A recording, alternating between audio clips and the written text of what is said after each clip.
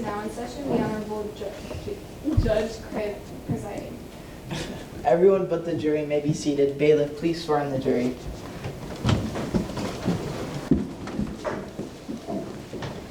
Please raise your right hands. Do you promise that you will listen to this case and render a true and fair verdict for this defendant? Yes. You may be seated. Members of the jury, your duty today will be determine whether the plaintiffs prove that the defendant committed negligence, malpractice, and intentional infliction of emotional distress. You must find a verdict based on a preponderance of the evidence and the most convincing evidence and the facts presented. If you believe that the plaintiffs have shown more evidence for their argument, you must find for them. If you believe that they did not show enough evidence for the argument, you must find for the defendant.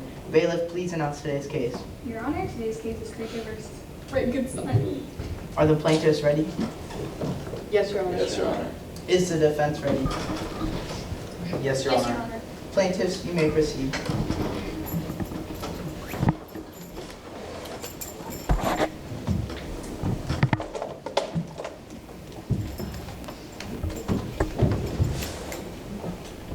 Good afternoon, Your Honor, members of the jury. My name is Alexander. Today I'm representing the plaintiff in this case, the creature. We will provide the defendant, Mr. Frankenstein, acted deliberately and outrageously towards the creature, causing him emotional distress. The evidence from our witnesses will further prove the defendant, Mr. Frankenstein, is liable for intentional infliction of emotional distress towards the creature because of the manner in which he treated the creature. Also, we will show that the defendant, Mr. Frankenstein, committed negligence and malpractice by constructing the creature as a superhuman weapon, then abandoning this weapon to wreak havoc on this community. The evidence will show that Frankenstein acted irresponsibly and unprofessionally, which unfortunately caused others to pay for his reckless acts. Our client, the creature, has no moral understanding of what is right and wrong, so you should not have to pay for the damages caused by the defendant's wrongdoing. Frankenstein failed to act with a level of care and reasonable. Scientist, therefore, is liable for negligence and must pay for the damages he has caused the creature and community. You'll be introduced to Dr. Walden, who has first-hand knowledge and experience of what the defendant's true intentions were when he created the creature. We ask for you to decide in favor of the plaintiff that the defendant be found liable for negligence, malpractice, and intentional infliction of emotional distress.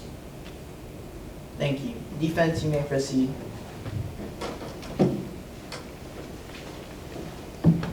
Good evening, ladies and gentlemen of the jury.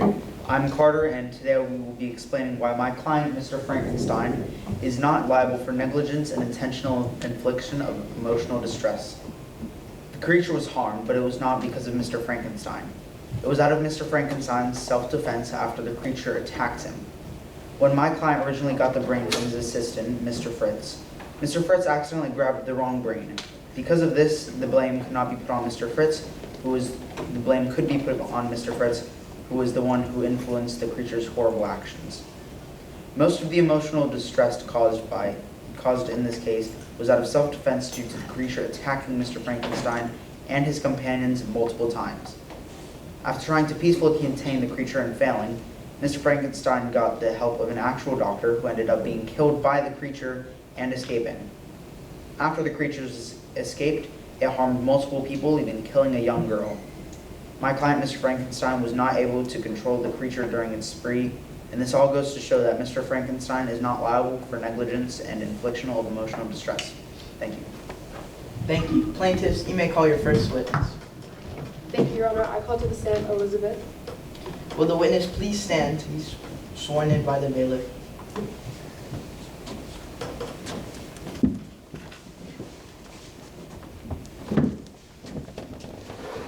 Please raise your right hand. Do you promise to tell the truth, the whole truth, and nothing but the truth? Yes. You may be seated. Hello, please state your name for the court. Elizabeth Lorenzo. How did you observe Mr. Frankenstein treat the creature? You had threatened him with fire. You also trapped him in a dark, cold room. Bring your attention to Exhibit A. Is this the behavior you witnessed Mr. Frankenstein use? First, Elizabeth. You viewed him as an experiment.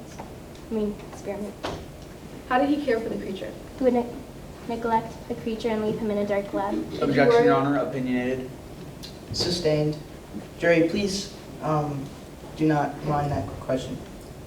Did you worry about Mr. Frankenstein's well-being while he was away? Yes, he wouldn't answer my calls, and before he left, he was acting frantic. Were you scared to visit Mr. Frankenstein alone and insisted Victor go with you?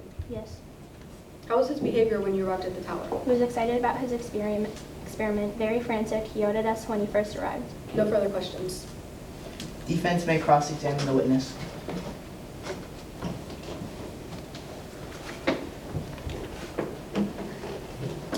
Was Mr. Frankenstein a violent man? No, he was a loving husband and never hurt a soul. Okay. Ladies and gentlemen of the jury, as you can see, this information shows that our client, Mr. Frankenstein, had absolutely no intention for the creature to commit the actions that it performed. No further questions, Your Honor. You may step down. Thank you. Plaintiffs, you may call your next witness. Thank you, Your Honor. I call to the stand Dr. Michael Waldman. Will the witness please stand to be sworn in by the bailiff?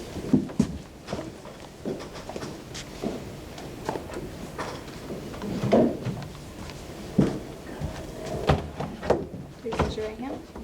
Do you promise to tell the truth, the whole truth, and nothing but the truth? Yes. You may be seated. Hello. Please state your name for the court. Michael Waldman. Who was supervising the creature? I believe that Henry Frankenstein was supervising the creature. What was Mr. Frankenstein's goal in creating the creature? Mr. Frankenstein's goal in creating the creature was to try and find how to renew life. Why did he leave the college? He wanted to use real human bodies in his experiment of creating a superhuman instead of the animal ones we provided at the medical school. You gave a class examining the brain used in Mr. Frankenstein's experiment, correct? What did you discover? Yes, examining the criminal brain with the normal brain, you could find multiple noticeable distinctions between the two. The criminal brain has damage on the frontal lobe, while the normal brain does not. It belonged to a man whose life consisted with violence, brutality, and murder. Knowing this, was it foreseeable that this could go wrong? In my work and experience, this is something that's never been done, so yes, I do think it was dangerous, and he knew this risk. How was the behavior of the creature when he was first created? He was calm and childlike, nothing really alarming about him. Your Honor, no further questions. Defense may cross-examine the witness.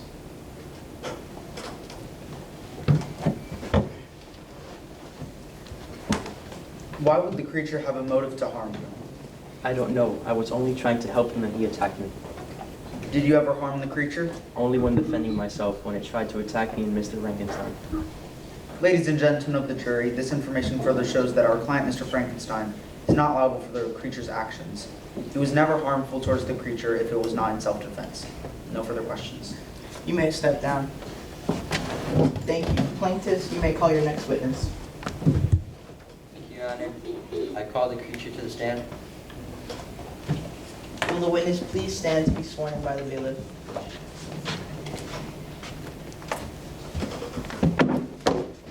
Please raise your right hand.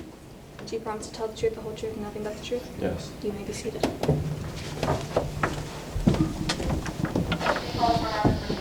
Hello. Please state your name for the court. I'm a creature. Did Mr. Frankenstein confine you? Yes. Did he abandon you? Yes, he tied me to a table and left me there with a doctor. Were you frightened? Yes, especially when he used fire against me. What did Mr. Frankenstein do when he found you? He attempted to burn the windmill down with me in it and attempt to kill me. Did you intend to hurt the little girl? No, I was only playing with her by the river and I did not understand what I was doing wrong. Did Dr. Waldman scare you? Yes, I was strapped alone to the table and he had a knife to my head. Were you aware he was trying to help you? Nobody explained anything to me, so I was unaware. Do you have any moral understanding? No. Your Honor, no further questions. Defense may cross-examine the witness.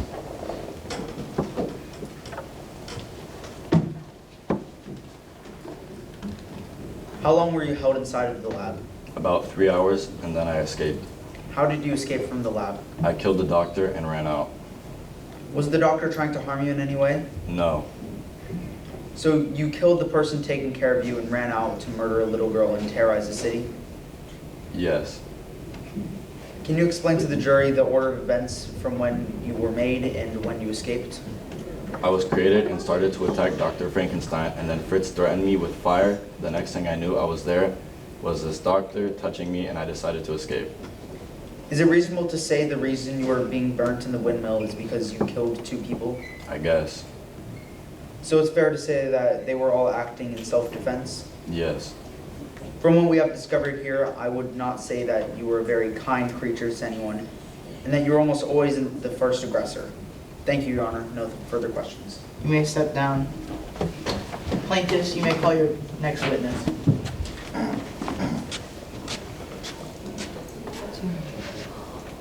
Thank you, Your Honor. I call Victor Moritz to the stand. Will the witness please stand to be sworn in by the bailiff?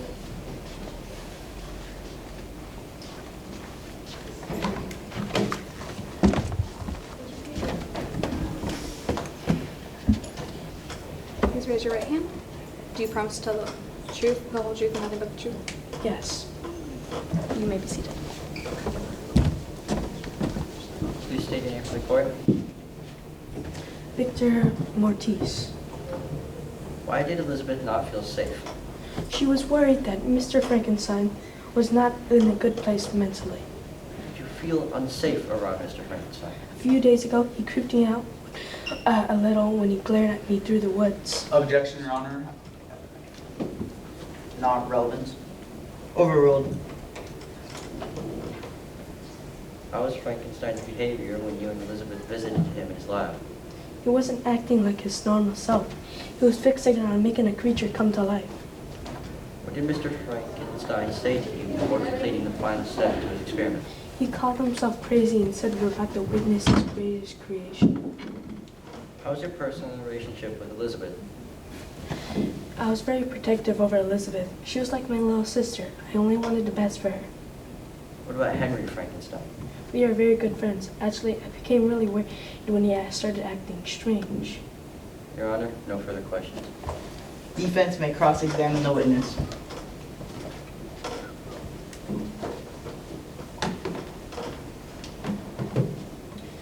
How long have you known Henry Frankenstein? A few years. How long have you known Elizabeth? About the same amount of time. How often do you visit his lab? Elizabeth. Dr. Wellman and I only visited him once, on the night of the creature's creation. Is it true that the real reason you are testifying against my client is because you want to break up Elizabeth and my client? No, I am friends with Henry and Elizabeth. Your Honor, no further questions. You may step down. Thank you. Defense, you may call your first witness.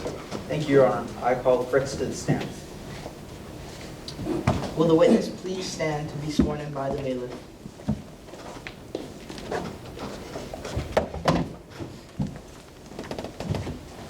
Please raise your right hand. Do you promise to tell the whole truth and nothing but the truth? Yes. You may be seated. Please state your name for the court. My name is Fritz. Can you recall what happened to you on the day of the incident?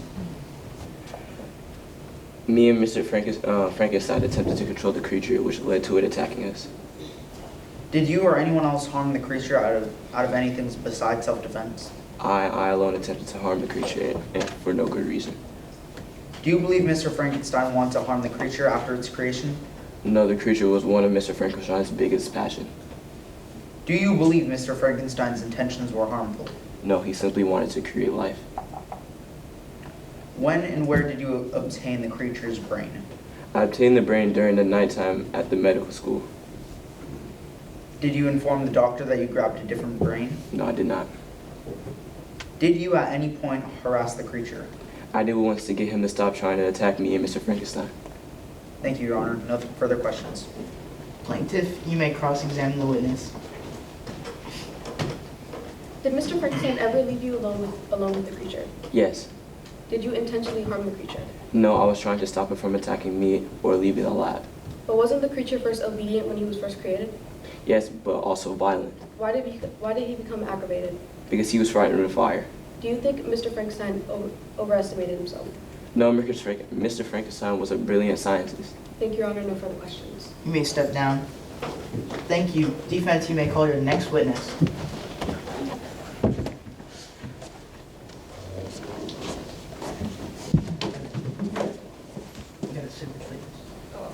Thank you, Your Honor. I call Henry Frankenstein to the stand. Will the bailiff please swear him in?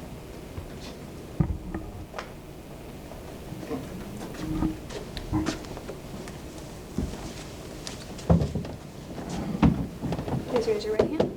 Do you promise to tell the truth, the whole truth, and nothing but the truth? Yes. You may be seated. Please state your name for the court. Henry Frankenstein? Were you aware the brains were switched and you used a criminal's brain to create the monster? No, Fritz did not tell me he accidentally acquired the wrong brain. Can you recall what happened to you on the day of the incident?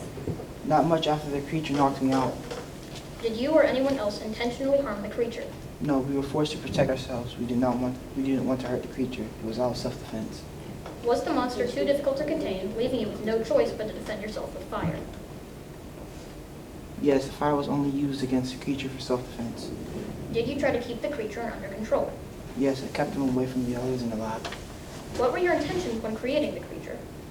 I simply wanted to create life and make a scientific breakthrough. Did you intend for the creature to commit the actions it performed? No, not at all. Thank you, Your Honor. No further questions. Plaintiffs, you may cross-examine the witness.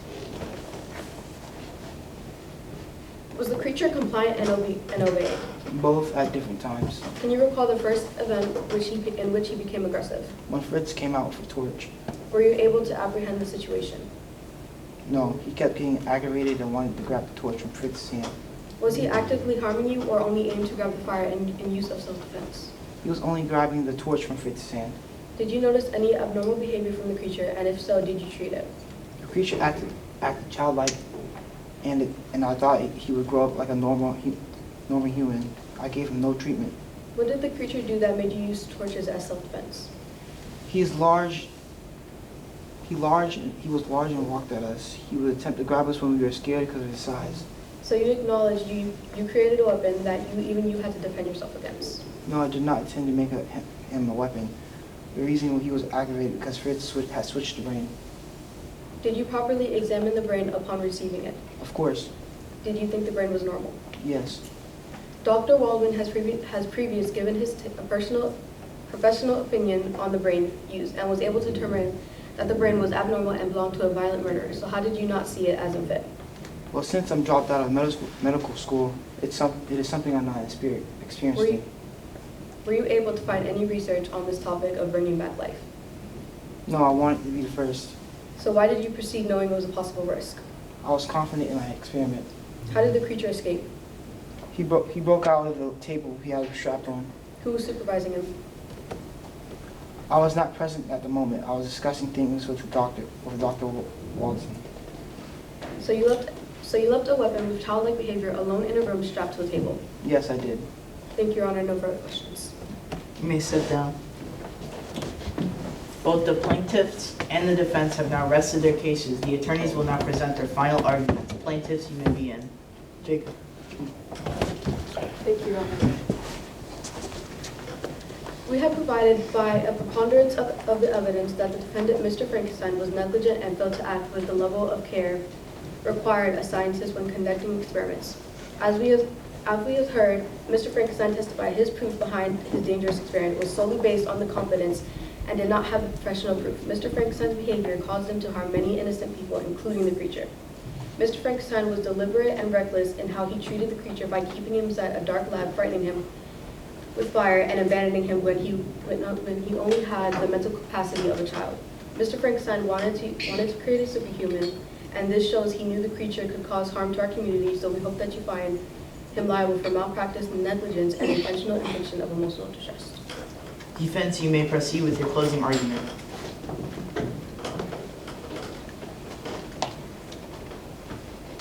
Thank you, Your Honor.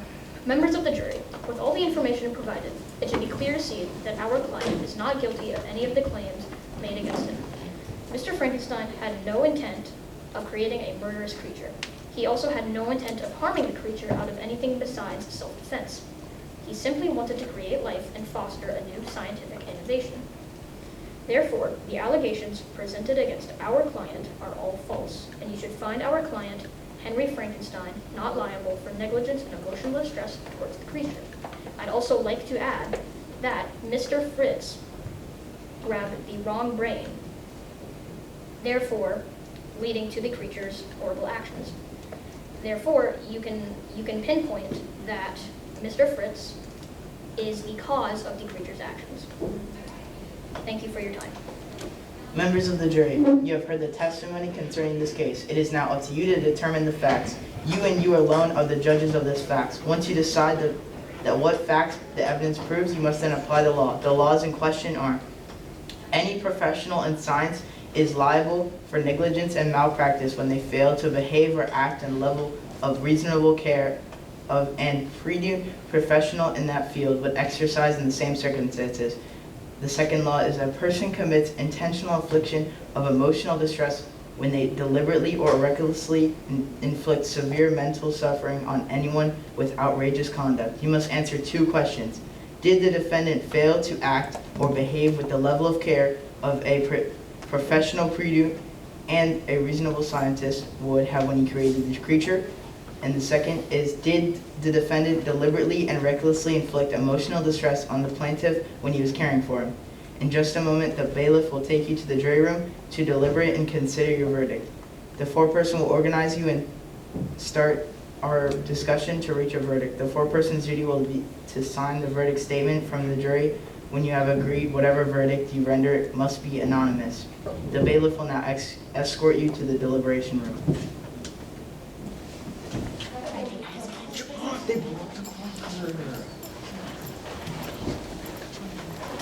Well, ignore it. Vote for that. Yeah, for your rights.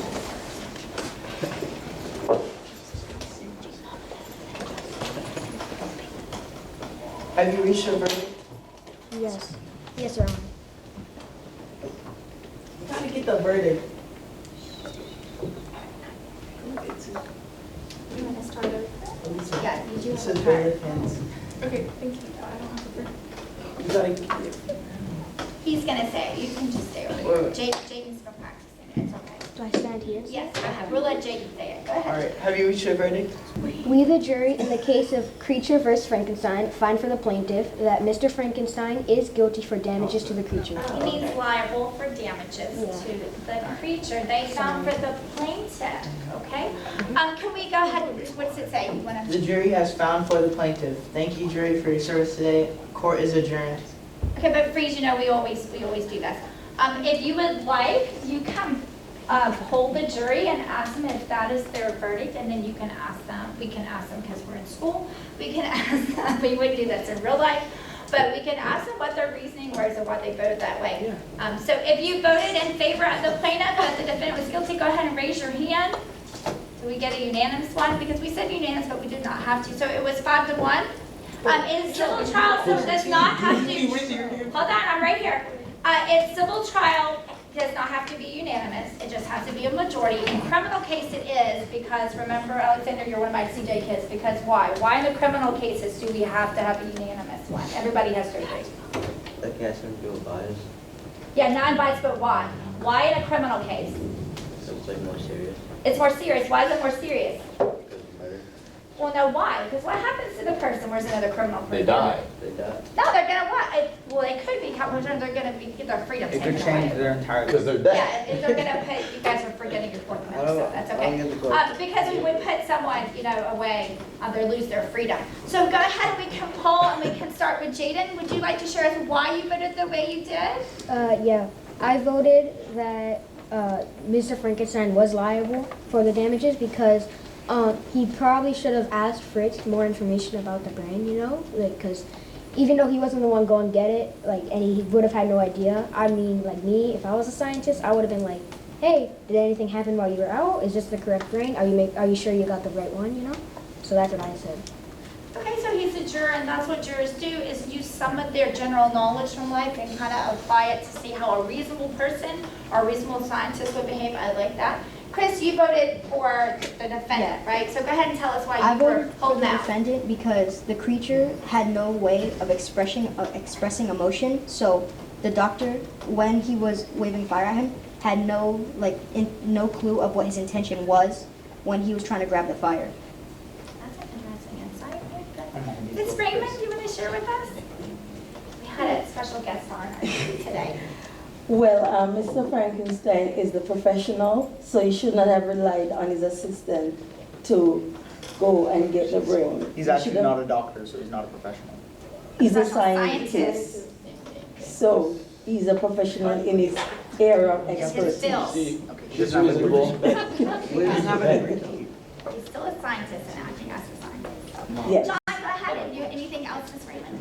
No, that's it. John, go ahead and share with us your thinking. I don't think Frankenstein took like amazing safety precautions because all he did was really make the creature got up and just started doing whatever the creature could. Like, he was just a baby, like he didn't know what was happening in the situation. Frankenstein should at least like been ready for anything, but he was not. You're not one of my sociology students, but you're right. He did not no socialization for the creature. I like how you put the safety precautions. Again, he may not have had a degree, but he was still acting as a scientist and doing things that affect society around him. Ruby, what would you like to add? What was your thinking? Hold on, we're going to go through our jury first. I think Mr. Frankenstein was acting unresponsible for the creature's safety. Yeah, it's like a parent, right? You made him, you should be supervising him. I remember because he was kind of like just born a new person. So like they were saying, he was very childlike and he didn't go through socialization and didn't know how to take care of himself. Naomi, share with us what you were thinking.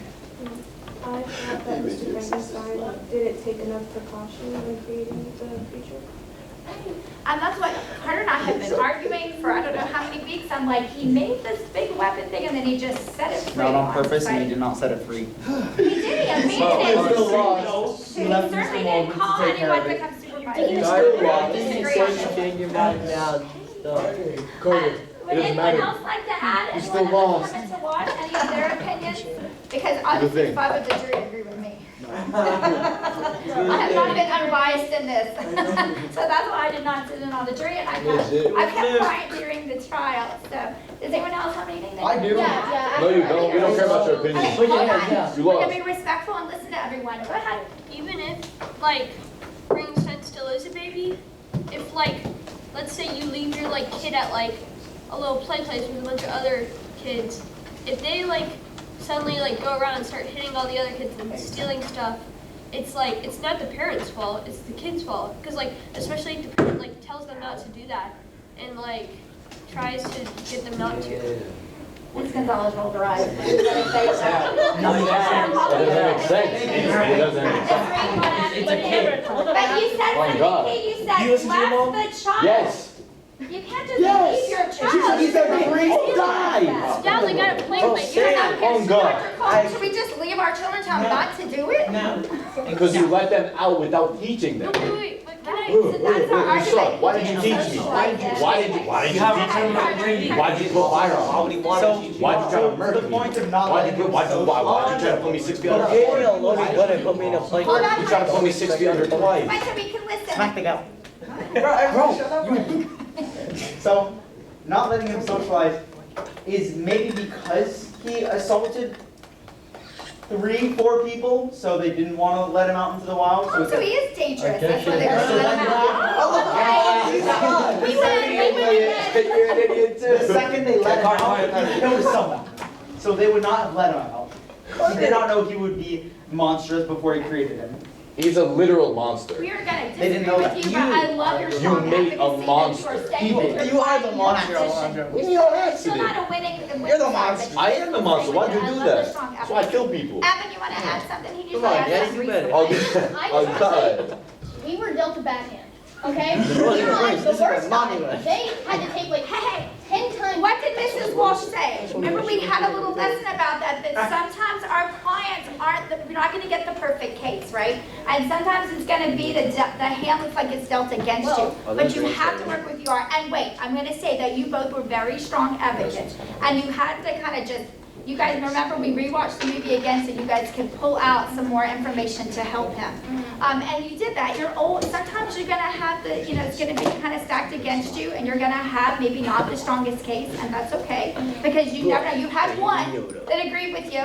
If we had a different jury over over there, you don't know what could happen, because you might have won the next time, okay? But you guys were really strong advocates. I know you weren't on the most popular side. They also stole all the good ones. We'll put you on the better sharper side next time.